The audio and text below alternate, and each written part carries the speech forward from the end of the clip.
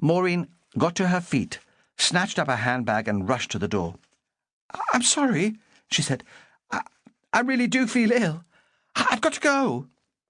Ignoring the pleas of the others, she left the building, trotted across the courtyard, and went into the pub.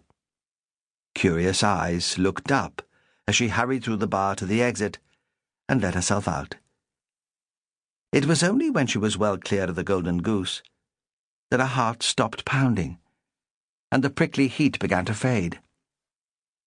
Facing her friends at work on the following day would be something of a trial, but she couldn't have stayed to endure any further mockery.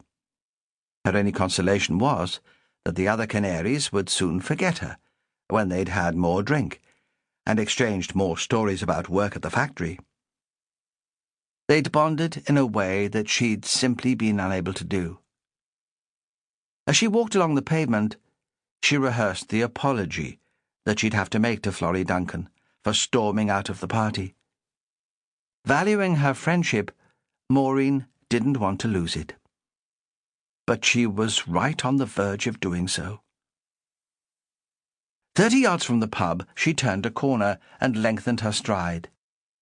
It was then that she heard a violent explosion from somewhere behind her. It made her blood run cold. Maureen dashed back to the corner and looked down the street at a scene of utter devastation. Glass had been shattered, bricks thrown far and wide, and roof slates turned into deadly missiles.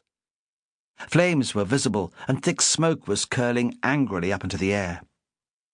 The outhouse, from which she had just fled, was now on fire, with 5 dead canaries trapped somewhere beneath the rubble.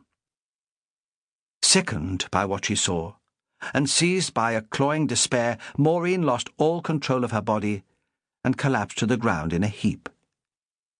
She never even heard the anxious cries of neighbours and the clanging approach of the fire engine.